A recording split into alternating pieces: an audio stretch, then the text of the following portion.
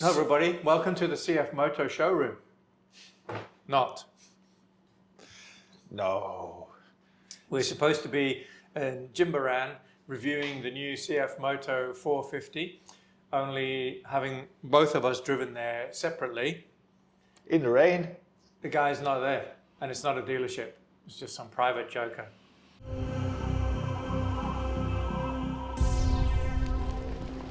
So anyway, it's a Chinese bike. Yeah, but it's a good Chinese bike.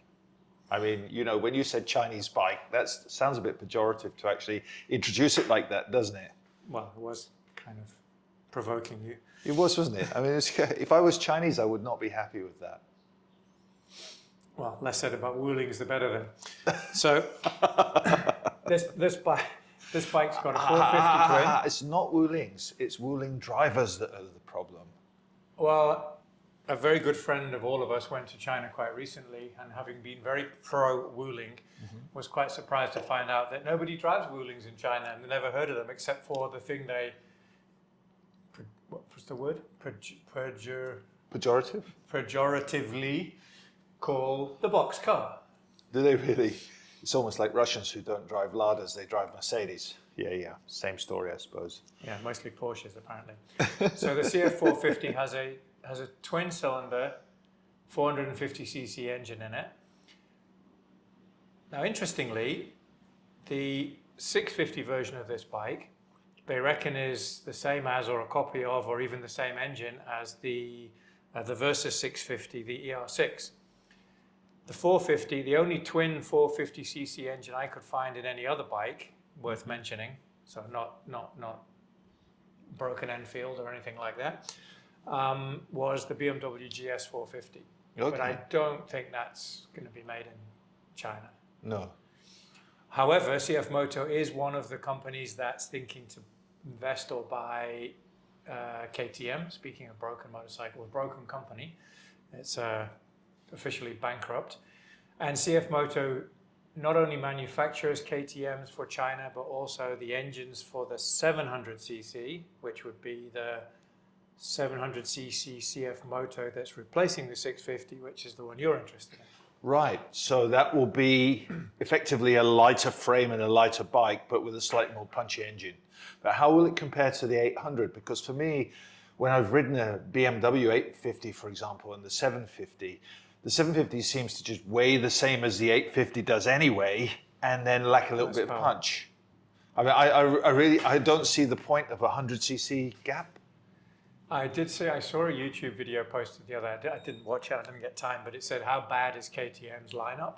And then one of the questions was, like, why are there so many? Why is there something in the 600 range, 700 range, 800 range? Why do you need that? And that's an especially small gap. Yeah. Used to be, remember the days of insurance in the UK? So you had up to 250 and then up to this, up to that. So that might be a factor. Or also in Europe. Also license restrictions in the UK. Yes, your first license is 500cc limit or something. Yeah, or it's a horsepower limit, I think. Is it horsepower? So that might be a factor, but I would have thought any 700cc is going to be That's already into the zone, I think. It's more than, yeah. So between 700 and 800, I don't know, what's the point? But what you're looking for essentially is a bike that's got enough space on it to carry some gear, that has got enough punch on it to get up some steep hills and over some terrain, but isn't a great big lumbering elephant of a bike that takes two people to pick it up when you drop it. GS. There you go again, all those negative waves, but you might be right in that case. Well, you just got to say Yamaha Tenere 700 or 750, whatever it is. There's another one, 700, 750, 800. Yeah. But yeah, a lighter bike, lighter. Well, you know, it's an interesting one, isn't it? Because I used to have an Africa Twin years ago, which was like 20 years ago, and it was a 750, and it was brilliant. But an Africa Twin is now a 900, and what was a Transalp, I think that's what they called it. The Transalp was a 600, but it's now a 750. Yeah. It just sounds like some giant dick measuring contest, basically. But I wonder if this is also happening, because it happens in cars. Remember when we were kids, like the Ford Fiesta was tiny. Yeah. And then the Ford Fiesta grew, and then two more models came in below it. You're thinking, what could be smaller than a Fiesta? But they just nudge up in size. Yeah. You could, Is that part of it? you could be right. Because sort of extra horsepower, you don't always need it. Like the new model that comes out this year's model, is a bit more horsepower that important? Torque, maybe. Yeah, I mean, but you know, last year I went across Australia from Darwin down to Adelaide, and I took a BMW 850, which was just light enough, but actually could have been a lot lighter for me. And I was kept company on some of the roads by some heavy-duty German dudes who came for the adventure, and every single one got the biggest one that was available, which was the 1300, I think, from the company that's doing it. And every single one of them struggled on gravel and sand. And it was painful watching them, you know, fall off, slide around. I mean, even the 850 going across a lake bed that comes across one of those Australian outback roads, you know, the ones that it gets, that will start to almost lose its front end and be difficult to stand up on the pegs and control it. And I'm sure there's some dickhead out there, excuse my French, that will tell us that if you're a specialist super rider, yes, of course you'll be able to control it. Yeah. But those are professionals. How many professionals are there in adventure bike riders, percentage-wise? Very small, because it's not really a sport. I mean, you've got your Dakar riders, but they're not going to be riding across Australia on a 1200, 1300 GS. And it's a different experience. And also, depending on the equipment that people are wearing. Yeah. I remember when I started, I was late to off-roading. I'd ridden on the road all my life, done some club racing and that kind of thing. And then when I finally went to do off-roading, because it was too dangerous to ride on the road in the country I was living in, I bought all the gear, and then of course wiped out on almost the first session because it's a completely different skill set. Cornering on a dirt bike is totally different. I hadn't learned that yet. And the first thing you're falling, and you're like, first of all, you're embarrassed. Then you're thinking, am I hurt? Okay, no, I'm not. How much damage, money-wise? How much have I just cost myself on this dirt bike? Yeah. Nothing. Just bounced off the frame and came back up again. Yeah. And you're in the mud. So that's the guys doing the Dakar, though they're going a lot faster. They're properly equipped and prepared. Yeah. How are the guys prepared on your trip? Do they have everything? Well, this is the bit which you find funny. And if you're watching out there, please don't write in because I'm not interested in you complaining about me. All the gear and no idea. I mean, they had some idea, but it was all the gear. It was head to toe, merchandised BMW gear, you know, the biggest bike out there, the full flappy helmet, the whole works. And I had my old brown leather jacket, a pair of jeans, and a set of goggles. And that was me, you know, pair of desert boots, all ready to go for the adventure. Because if you're going to have a midlife crisis, just letting you know, do it properly. Okay, don't have one from the magazines or some other. Do it properly. Get out there, scruffy as hell, and risk your life a little bit and feel like you're living. Don't do it all dressed up like a BMW doll. You heard it first here. Action Man BMW issue. I sent you that little Instagram video the other day of the guys off road coming up to a large puddle. Do you remember the GS one stops at the puddle? Yeah. He actually puts the bike to the side and he walks through the puddle and walks the bike around it. And that's okay. It's not totally fair, but that's the biking community's opinion. Not of all BMW riders, because there's some seriously quick and competent BMW bikes out there. But I believe the original design spec for those GSs, and I think was it the 1150 was the first one? Yeah. I think the design spec was basically for those Germans who wanted to blast down to the south of Spain on a bike and then ride around there. And it's a terrific bike for that. You want to munch the miles on highways and on autobahns. It's a fantastic bike. It's so comfortable. And the first one, I remember when it came out, to the contemporary Fireblade, the 1150 GS was quicker. Wow. Was it really? On the quarter mile, yeah. Your top head would have been a bit less. Yeah, once the wind resistance starts to become a factor, then But I mean, and it's a terrifically comfortable bike, unless you're like under 5'8". Yeah. And then you're just waiting to put your foot in a hole or a gutter and have it on top of you, and that's a heavy bike to pick up, especially if it's lying on you. But that's the joy, isn't it? What you've actually got in a big GS is a motorway cruiser. Yeah. That's what you've got, but a comfortable one where old men like us can sit upright and we don't have to screw up our necks and our whatever screaming along on a race bike like we did all those years ago. Yeah, like that, you know, sore neck. I've still got my sore neck from 30 years ago. It hasn't gone away. Anyway, so no GSs, midlife crisis, because this, so just to tell our watchers, this is kind of a podcast about a podcast. So we haven't really, we've just been having this idea about midlife crisis, basically. So what our intentions are going forward, unless I'm wrong, is to start, you know, grabbing things by the scruffy end of the stick, and whether it's heading from one side of Australia to other on a decent bike that really handles it, but having some, you know, breakdowns and adventures on the way, or whether it's sailing across or along the coast of Indonesia. Packet. It's not even food. I mean, what use is that? I think it might be. Is it? I think it might be granola. Yeah, oh, it's granola. Okay, packet is delivered. How very healthy. Because we're here in Bali, which is one of the reasons that we're talking CF Moto and only 450 cc's. Well, in fact, you want to talk 650 or bigger. 650 or bigger for me. Because Bali's it's very congested. If you want to go on an adventure into other parts of Indonesia, you probably want something with a bit of speed. But correct me if I'm wrong, you can't take your motorcycle on a toll road anyway. Correct. Which No will be motorcycles the main on highways. toll road. So you can't ever go fast, really. Not for long for periods of time. So no market for GSs here. Traffic is intense. There are probably 1 million scooters per square inch. Most of them unlicensed and with unlicensed riders. Nobody's ever had a lesson how to ride. It's just kind of like a flock of birds or shoal of fish kind of mentality. So everybody moves and don't try and stick to your lane. Personally, I think the flock of birds and the shoal of fish are much more disciplined, honestly. Okay.